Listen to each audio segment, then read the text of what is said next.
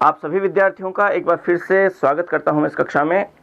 पिछली क्लास में हमने मौलिक अधिकार के संबंध में सामान्य चर्चाएं की थी, सामान्य बातें पढ़ी थी आर्टिकल 12 और 13 के संबंध में। आज हम थोड़ा और आगे बढ़ते हैं और मौलिक अधिकारों की वो कड़ी शुरू करते हैं जिस कड़ी से आप पहले से परिचित हैं। आपने अब तक मौलिक अधिकारों की चर्चा में अक्सर आर्टिकल 14 से शुरू करके आर्टिकल 32 तक पढ़ा है। हम आर्टिकल 14 से आज शुरू करते हैं। समानता के अधिकार को हम पहले पढ़ते हैं, उसके बाद नियमित रूप से क्रमिक रूप से हम आगे जैसे जैसे मौलिक अधिकार आगे बढ़ते चले जाएंगे वैसे वैसे हम क्लास में उन सब को पढ़ते चले जाएंगे। कोशिश ये रहेगी कि मौलिक अधिकारों के संबंध में आप लगभग सभी मौलिक अधिकारों के बारे में थोड़ा सा और विस्तृत तरीके से, थोड़ा सा और गहराई से जान सके, समझ सके और उनके बारे में थोड़ी सी और बेहतर तरीके से अपने ज्ञान में वृद्धि कर सकें। तो देखिए, हम सबसे पहले समानता के अधिकार की शुरुआत करते हैं मौलिक अधिकारों में। और समानता के अधिकार में क्या है? समानता का अधिकार कौन से आर्टिकल से कहां तक है? तो आप जानते हैं समानता का अधिकार विस्तृत है आर्टिकल 14 से लेकर 18 तक। और इस समानता के अधिकार में कितने आर्टिकल्स दिए गए हैं? 14 से 18। हम उन सभी अधिकारों को, सभी आर्टिकल्स को देखिए, याद करने का थोड़ा सा तरीका आप ये रखें कि आप जब इस तरीके से इन आर्टिकल्स को थोड़ा सा तोड़ के पढ़ेंगे, एक जगह पे ये डायग्राम के माध्यम से पढ़ेंगे, तो आपके मस्तिष्क में वो सारी छवि एक तरीके से अंकित हो जाएगी, जिससे आपको ये सारे आर्टिकल्स थोड़ा ज़्यादा बेहतर तरीके से याद हो सकेंगे, आसानी से याद हो सकेंगे। देखिए, अनुच्छेद 14,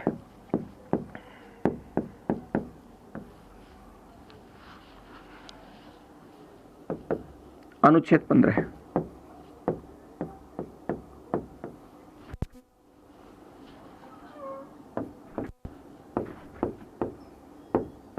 अनुच्छेद 16,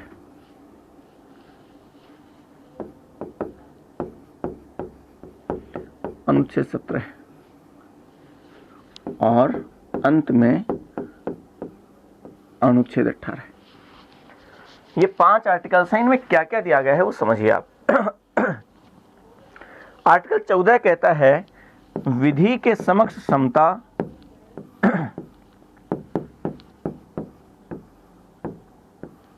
तथा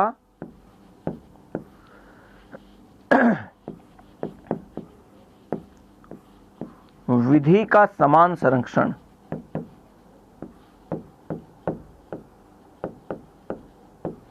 विधि के समक्ष समता तथा विधि का समान संरक्षण। आर्टिकल 15 कहता है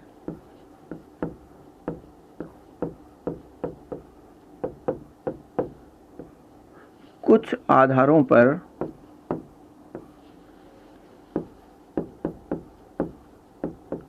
भेदभाव का निषेध। निषेध का मतलब भेदभाव नहीं किया जाएगा। आर्टिकल 15 कहता है, आर्टिकल 16 वो कहता है लोक नियोजन में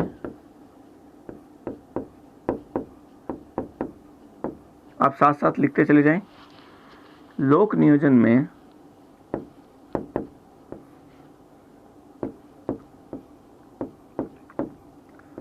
अवसर की समता।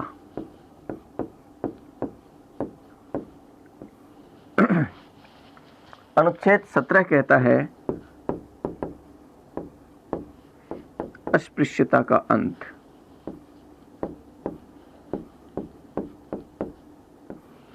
अनुच्छेद 18 कहता है उपाधि निषेध।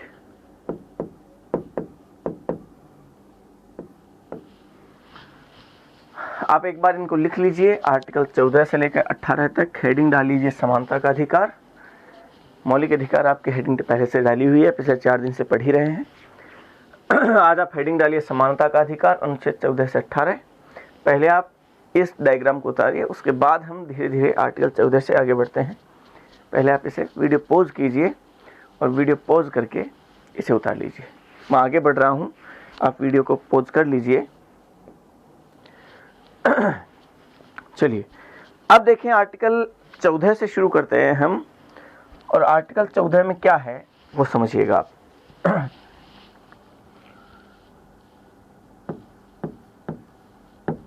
अनुच्छेद 14।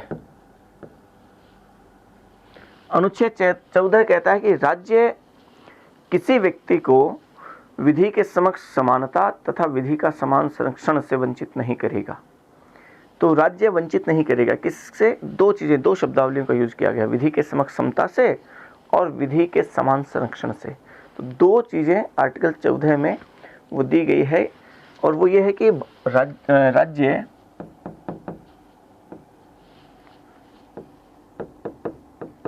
भारत के भीतर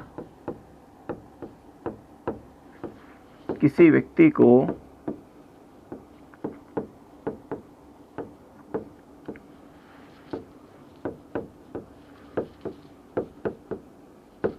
विधि के समक्ष समता, विधि के समक्ष समता तथा विधि के समान संरक्षण से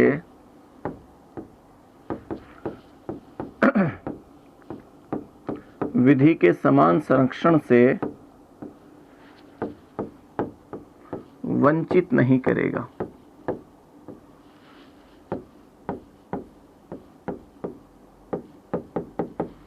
ये आर्टिकल 14 है। 14 की भाषा ये है जो संविधान में लिखी गई। तो पहली बात तो ये कि राज्य वंचित नहीं करेगा। राज्य वंचित नहीं करेगा का सीधा सा मतलब है केंद्र सरकार और संसद वंचित नहीं करेगी, आर्टिकल 12 आपको याद होगा।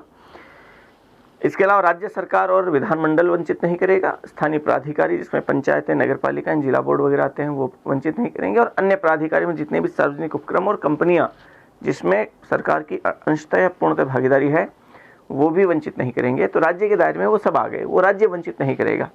किसे वंचित नहीं करेगा? वो भारत के भीतर रहने वाले किसी भी व्यक्ति को वंचित नहीं करेगा। तो किसी भी व्यक्ति को वंचित नहीं करेगा। व्यक्ति का मतलब यहाँ पे क्या है? व्यक्ति का मतलब यहाँ समझना आप, थोड़ा सा विस्तृत शब्द है ये। व्यक्ति के दायरे में भारत में रहने वाले मूल निवासी भी आ जाते हैं, भारत के नागरिक भी आ जाते हैं, और इसके अलावा भारत के बाहर विदेशों से भारत में आने वाले व्यक्ति भी इसके दायरे में शामिल हो जाते हैं। तो ये आर्टिकल 14 भारत के नागरिकों को भी प्राप्त है और विदेशियों को भी प्राप्त है। दूसरी बात यह है कि आर्टिकल 14 के तहत इस व्यक्ति शब्द की थोड़ी सी व्याख्या जब की गई तो उस व्याख्या के दायरे में व्यक्ति शब्द का विस्तार बहुत ज़्यादा है, और ये माना गया कि इस व्यक्ति में केवल जैविक रूप से कोई व्यक्ति ही शामिल नहीं है, बल्कि इसके अंतर्गत विधिक कंपनियां, विधिक व्यक्ति भी इसमें शामिल है। विधिक व्यक्ति का मतलब कोई भी कंपनी यदि है उस कंपनी को भी व्यक्ति माना गया, मतलब उस कंपनी के साथ भी वैसे ही बिहेव किया जाएगा, वैसे ही ट्रीट किया जाएगा जैसे किसी व्यक्ति के साथ किया जाता है। तो कोई कंपनी जो कोई जैविक स्वरूप नहीं है, लेकिन चूंकि उसे विधिक व्यक्ति के रूप में माना गया है कि उसके साथ भी विधि के समक्ष समता और उसे भी विधि के समान संरक्षण से वंचित नहीं किया जाएगा। ये थोड़ा सा आप ध्यान रखें कि व्यक्ति की यहाँ पे परिभाषा थोड़ी सी ज़्यादा व्यापक है। फिर दो शब्दावलियों का खासतौर से यूज किया गया, एक विधि के समक्ष समता का और दूसरा विधि के समान संरक्षण का। तो दोनों की बात हम करते हैं। पहले आप 2-3 वाक्य इसमें लिख लीजिए, 2-3 बातें हम थोड़ी सी इसमें करते हैं। पहले आप आर्टिकल 14 इसको पोज करके ये 2 लाइनें आप लिख लीजिए आर्टिकल 14 के आगे। आर्टिकल 14 क्या कहता है उसके बाद मैं लिखाता हूँ। लिखें आप, लिखें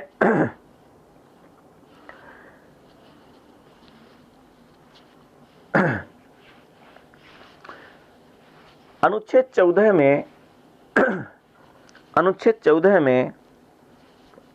अनुच्छेद 14 के तहत अनुच्छेद 14 के तहत प्रदत्त अधिकार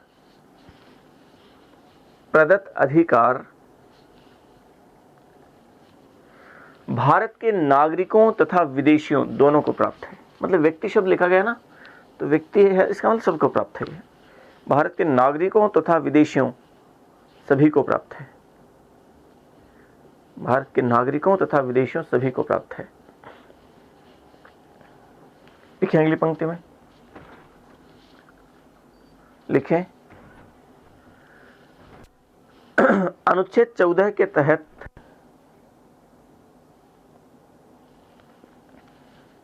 व्यक्ति शब्द के अंतर्गत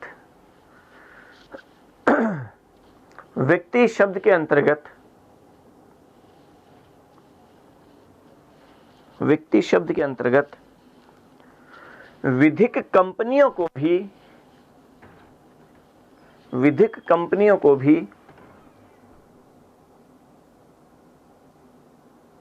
विधिक व्यक्ति के रूप में स्वीकार किया गया है, विधिक व्यक्ति के रूप में शामिल किया गया है, विधिक व्यक्ति के रूप में शामिल किया गया है,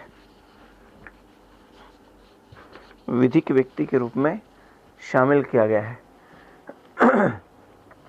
अब देखिए दो शब्दावली इसमें है तो वो समझिए आप। पहला तो है विधि के समक्ष समता। ये क्या है?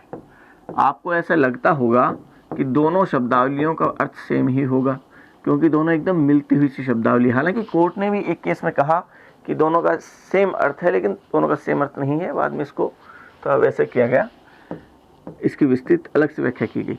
तो विधि के समक्ष समता, ये क्या है? विधि के समक्ष समता समझिए आप इसको।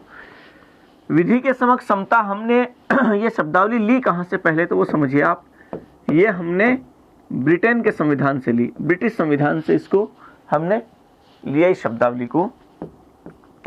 दूसरी बात ये कि ये शब्दावली है वो एक नकारात्मक संकल्पना है। नकारात्मक संकल्पना कैसे है उसकी हम बात करेंगे। नकारात्मक संकल्पना इस प्रकार से है कि ये व्यक्ति और व्यक्ति में किसी प्रकार का कोई योग्यता के आधार पर भेदभाव नहीं करती है। वो सभी व्यक्तियों को चूंकि एक जैसा ही मानती है, किसी भी व्यक्ति में उनकी योग्यता, उनकी कार्य के आधार पर भेदभाव नहीं करती। तो राज्य इस मामले में किसी प्रकार का कोई हस्तक्षेप नहीं करता, किसी भी तरीके से सभी व्यक्तियों को वो आंख बंद करके सेम मान लेता है, एक जैसा मान लेता है कि सब के सब बराबर है। तो चूंकि उसकी तरफ से किसी प्रकार की कोई शुरुआत नहीं की जाती है, तो नकारात्मक संकल्पना है। फिर आप समझिए कि विधि के समक्ष समता का सीधा सा मतलब यह है कि देश में शासन होगा वो किसका होगा? विधि का शासन होगा। ध्यान से समझना, विधि के समक्ष समानता विधि के शासन का ही एक अंश है। विधि का शासन मतलब कानून का शासन, किसी व्यक्ति का शासन नहीं है बल्कि कानून का शासन होगा। एवी डायसी ने विधि के शासन की बात की थी। तो विधि के शासन का जो एक संकल्पना है उसी के अंतर्गत विधि के समक्ष समता ये उसका एक अंश के रूप में, उसके एक भाग के रूप में प्रयुक्त होता है।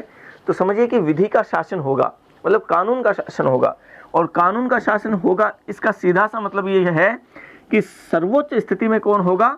सबसे ऊपर कानून होगा, विधि होगा, विधि से ऊपर कोई नहीं।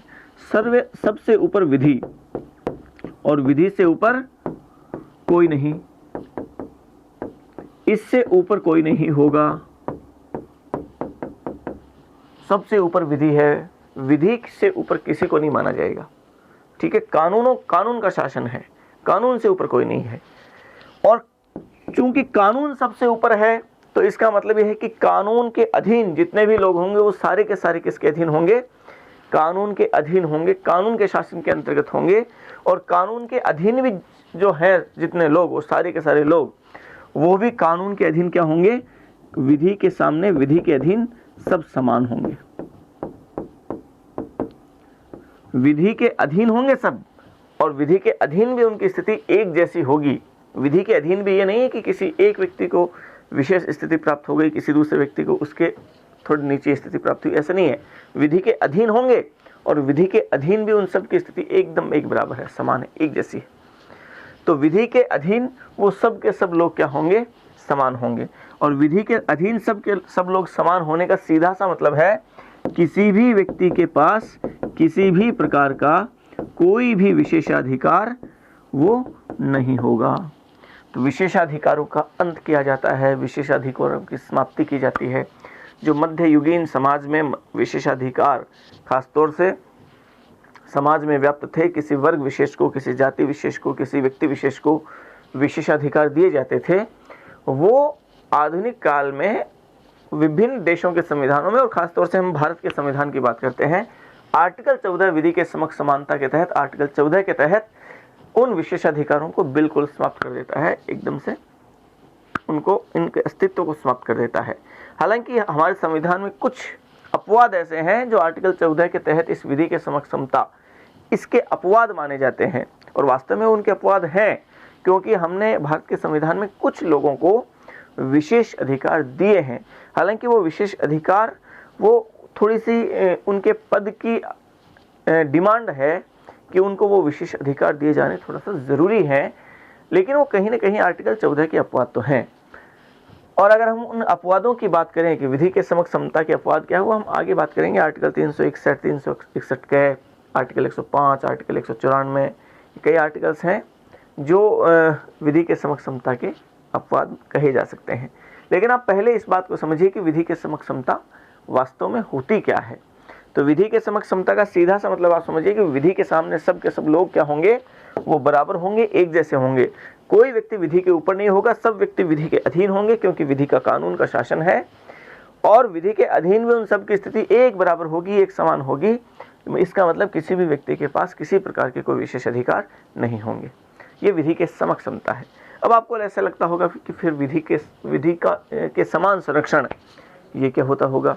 तो विधि के समान संरक्षण, इस शब्दावली को भी थोड़ा सा आप समझ लीजिए। विधि का समान संरक्षण, विधि का समान संरक्षण का अर्थ क्या है, इससे पहले आप समझिए कि ये शब्दावली हमने अमेरिका के संविधान से ग्रहण की। वो हमने ब्रिटिश संविधान से ली थी, ये अमेरिकी संविधान से। ये जो संकल्पना है वो सकारात्मक संकल्पना है। और सकारात्मक संकल्पना का मतलब क्या है, यहाँ राज्य हस्तक्षेप कर सकता है योग्यताओं के आधार पर, उनके कार्य के आधार पर, उनकी मेहनत के, उनके प्रतिभा के आधार पर भेदभाव किए जा सकते हैं, उनके व्यवहार के आधार पर भेदभाव किए जा सकते हैं, उन असमानताओं के आधार पर असमानता की जा सकती है। तो वो सकारात्मक संकल्पना, क्योंकि यहाँ हस्तक्षेप किया जा रहा है। सकारात्मक संकल्पना का और विस्तृत रूप से इसका अर्थ अगर आप समझें तो इस शब्दावली के अर्थ में देखिए दो चीजें आप समझ लीजिए। एक तो प्रत्येक व्यक्ति की विधि तक समान पहुंच होगी, विधि का जो संरक्षण मिलेगा ना प्रत्येक व्यक्ति को समान रूप से मिलेगा। इसका मतलब किसी व्यक्ति के यदि किसी प्रकार से कोई दिक्कत है, किसी अधिकारों का उल्लंघन हो रहा है, तो उसकी पहुंच विधि तक समान रूप से होगी। लेकिन जो इसका सबसे मूल अर्थ है, पहले आप ये समझ लीजिए, विधि तक समान पहुंच। लेकिन इसका जो सबसे इंपॉर्टेंट अर्थ है वो समझिए आप, वो है कि विधि के समान संरक्षण का सीधा सा मतलब यह है कि यहां पे सभी व्यक्ति विधि के अधीन होंगे। वो तो विधि के समक्ष समता की बात थी। इसका मतलब यह है कि जो दो लोगों के बीच में या विभिन्न लोगों के बीच में जो समानता है, तो यदि विभिन्न लोग समान है तो उनके साथ समान व्यवहार किया जाएगा। मतलब समान लोगों के साथ समान व्यवहार। एक जैसे लोगों में किसी भी प्रकार का कोई असमानता नहीं की जाएगी। लेकिन यदि लोगों में असमानता है तो उन असमानताओं के आधार पर उनसे असमान व्यवहार किया जा सकता है। तो इसका सीधा सा मतलब आप समझिए कि इसका अर्थ है समान लोगों से समान व्यवहार। समान लोगों से समान व्यवहार का मतलब क्या है?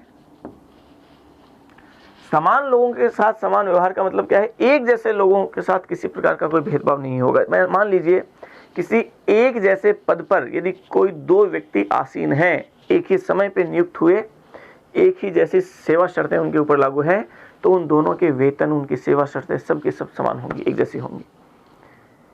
उनमें किसी प्रकार का कोई भेदभाव नहीं किया जाएगा। समान लोगों के साथ समान व्यवहार।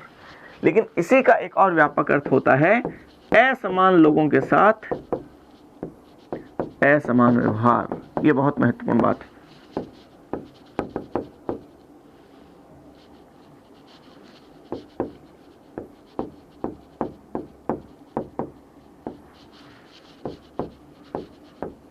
असमान लोगों के साथ असमान व्यवहार मतलब अगर कोई दो व्यक्ति एक जैसा नहीं है तो उन दो असमान लोगों के साथ व्यवहार भी असमान किया जाएगा। वो जरूरी है, ऐसा किया जाना बहुत जरूरी है, क्योंकि दो असमान लोगों के साथ समान रूप से व्यवहार करना समानता का उल्लंघन हो जाएगा।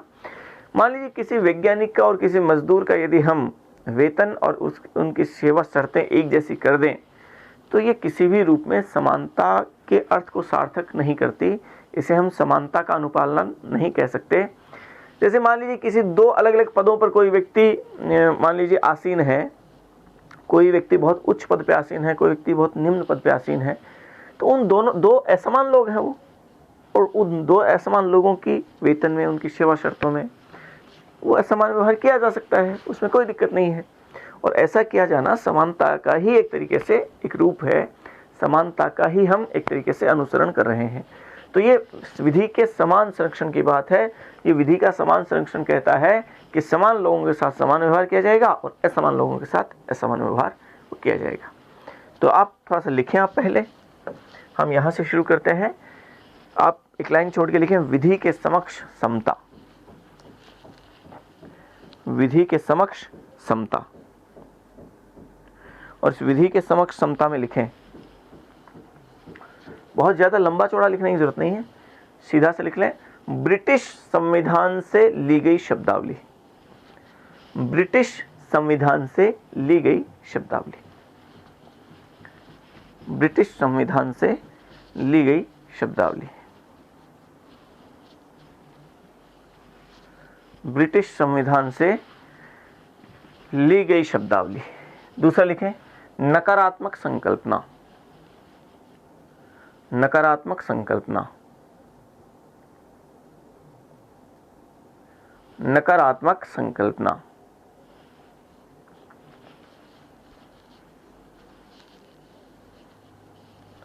फिर लिखें आप ये नकारात्मक संकल्पना, ठीक है ना। अगली पंक्ति में लिखें, विधि का शासन, विधि का शासन,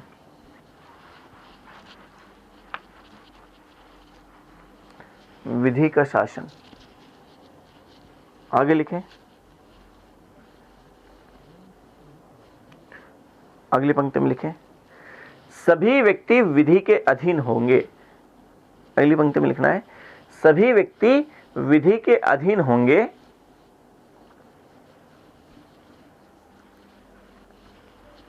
सभी व्यक्ति विधि के अधीन होंगे तथा विधि को सर्वोपरि स्थिति प्राप्त होगी, तथा विधि को सर्वोपरि स्थिति प्राप्त होगी। सभी व्यक्ति विधि के अधीन होंगे तथा विधि को सर्वोपरि स्थिति प्राप्त होगी।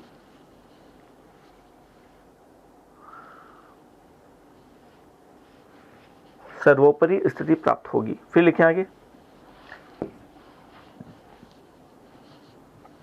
अगली पंक्ति में लिखें, विधि के अधीन समस्त व्यक्ति, सभी व्यक्ति समान होंगे।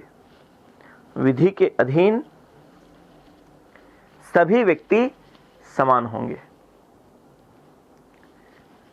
विधि के अधीन सभी व्यक्ति समान होंगे, समान होंगे। अर्थात सभी व्यक्तियों के अधिकार, सभी व्यक्तियों के अधिकार समान होंगे।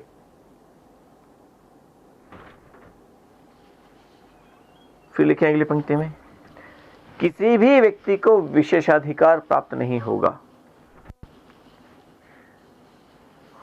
किसी भी व्यक्ति को विशेषाधिकार प्राप्त नहीं होंगे, विशेषाधिकार प्राप्त नहीं होंगे,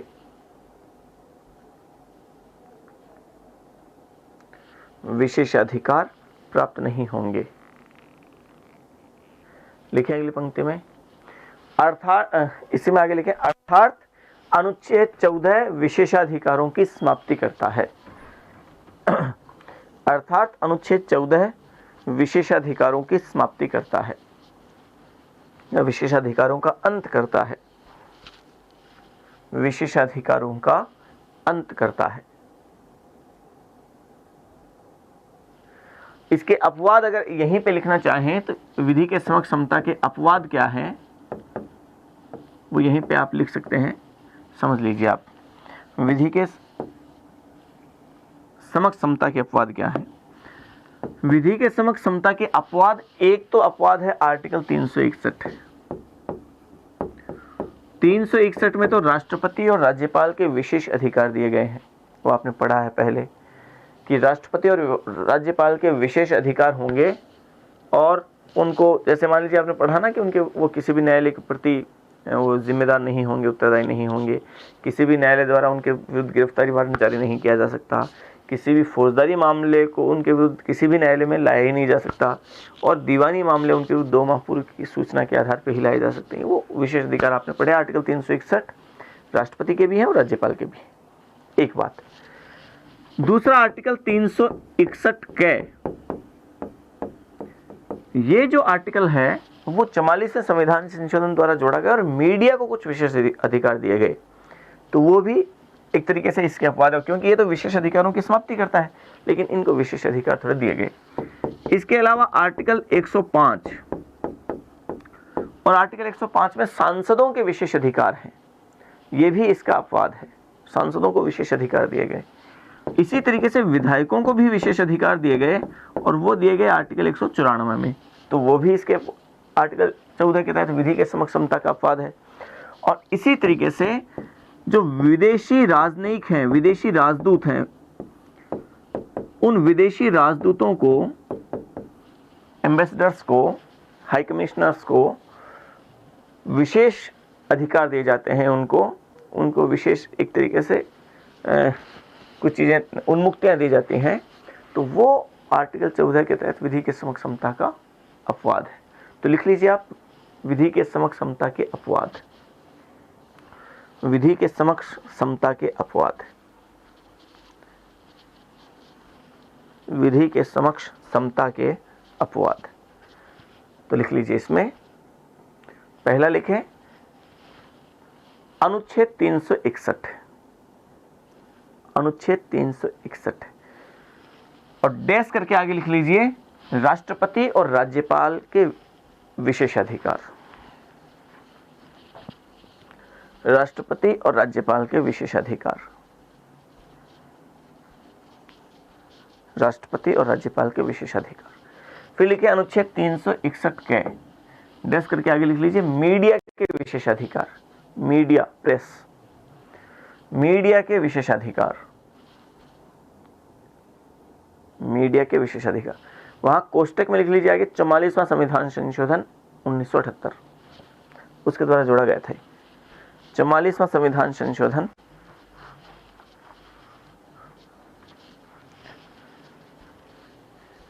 1978। फिर लिखे अनुच्छेद 105, इसमें लिखे सांसदों के विशेष अधिकार, सांसदों के विशेषाधिकार, सांसदों के विशेषाधिकार। फिर लिखे अनुच्छेद 194 और इसमें लिखे विधायकों के विशेषाधिकार, विधायकों के विशेषाधिकार। और इसके ये हैं, वो संविधान में नहीं लिखे गए लेकिन विशेष अधिकार दिए गए हैं, ये प्रावधान किए गए हैं कानून बना के। तो अंत में एक 5वें नंबर पे और लिख लीजिए विदेशी राजदूतों को या विदेशी राजनयिक लिख लीजिए, राजनयिक जो भी आते हैं, राजनयिक में राजदूत और उच्चायुक्त दोनों शामिल हो जाएंगे। विदेशी राजनयिक, विदेशी राजनयिकों को, क्योंकि राजदूत और हाई कमिश्नर में अंतर होता है। राजदूत मतलब एम्बेसडर, वो विदेशों में भारत के जितने भी राजदूत हैं वो आप जानते हैं। हाई कमिश्नर भी राजदूत ही होते हैं, लेकिन जो राष्ट्रमंडलीय देश हैं, कॉमनवेल्थ के देश हैं, उनमें जो राजदूत हैं वो हाई कमिश्नर कहलाते हैं। दोनों के पद नाम में अंतर है, बाकी पोस्ट एक ही है, एक जैसी है। विदेशी राजनयिकों के विशेष अधिकार, ठीक है, ये अपवाद हैं इसके। हम आगे बढ़ते हैं, आगे समझिए। एक लाइन छोड़िए, फिर लिखें विधि का समान संरक्षण।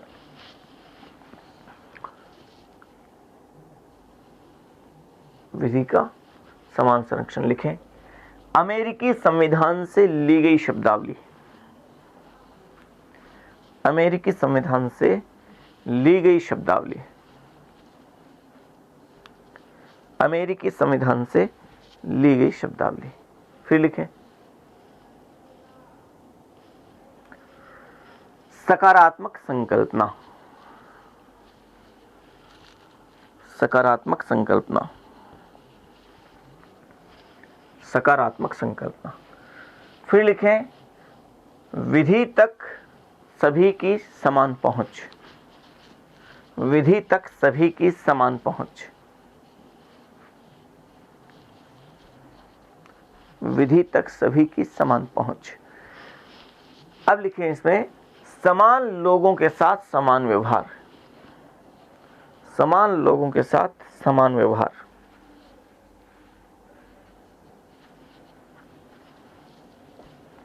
समान लोगों के साथ समान व्यवहार। फिर लिखें, असमान लोगों के साथ असमान व्यवहार। असमान लोगों के साथ असमान व्यवहार। असमान लोगों के साथ असमान व्यवहार। ठीक है। एक दो चीजें आर्टिकल 14 के संदर्भ में वो थोड़ी सी और समझ लीजिए। एक तो ध्यान रखें कि देखिए आर्टिकल 14, 15, 16, 17, 18 ये समानता के अधिकार की बात करते हैं सारे के सारे।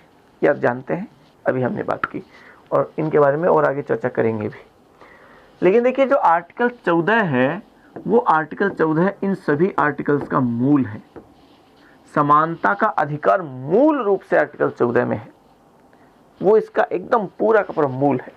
जबकि आर्टिकल 15 से 18 तक जो है वो सब के सब इसी के एक तरीके से उपभाग हैं।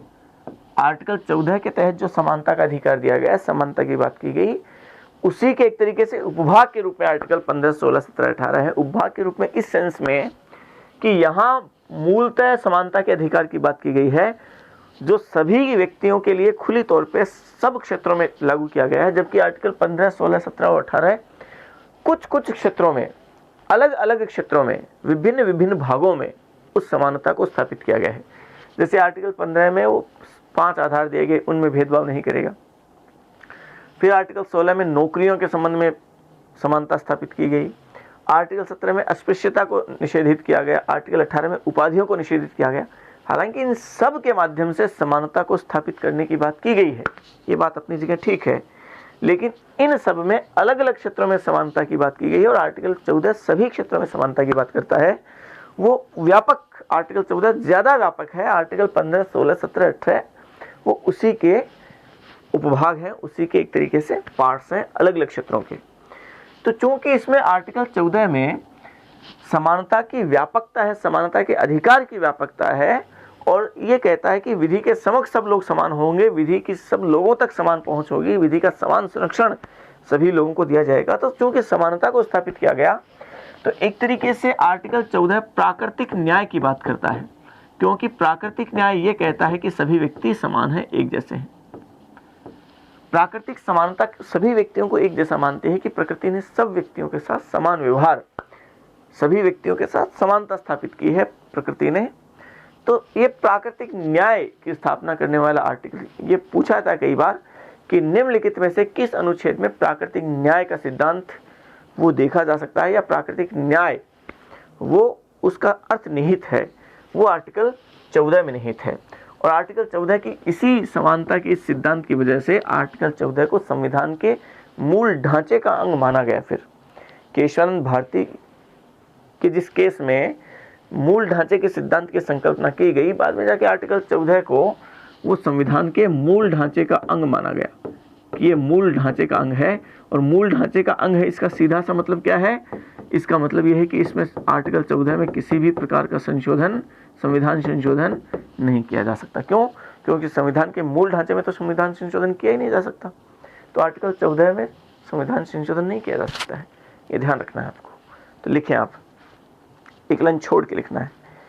लिखें, अनुच्छेद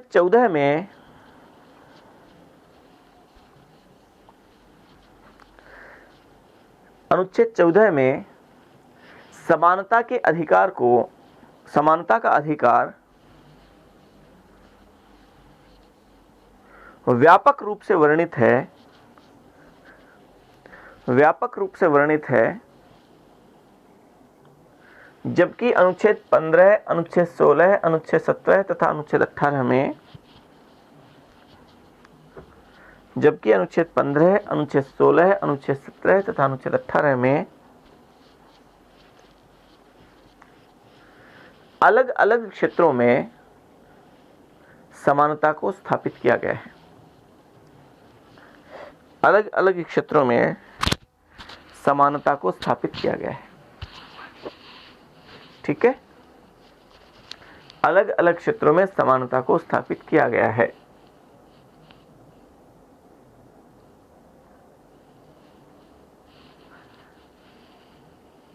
चलिए आगे लिखें, अगली पंक्ति में लिखें, अनुच्छेद 14 में प्राकृतिक न्याय का भाव निहित है। अनुच्छेद 14 में प्राकृतिक न्याय का भाव निहित है। प्राकृतिक न्याय का भाव निहित है। लिखें फिर अगली पंक्ति में, लिखें, अनुच्छेद 14 संविधान के मूल ढांचे का अंग है। अनुच्छेद 14 संविधान के मूल ढांचे का अंग है, अतः इसमें संविधान संशोधन नहीं किया जा सकता। अतः इसमें संविधान संशोधन नहीं किया जा सकता।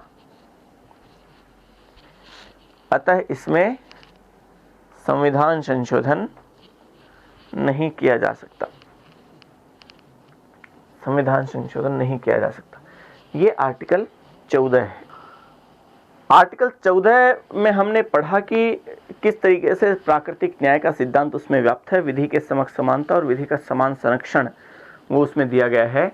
लेकिन आर्टिकल 15, आर्टिकल 16, आर्टिकल 17 और आर्टिकल 18 में विभिन्न क्षेत्रों में, विभिन्न अलग अलग भागों में समानता को किस तरीके से स्थापित किया गया, उसको हम आगामी क्लासेस में पढ़ेंगे।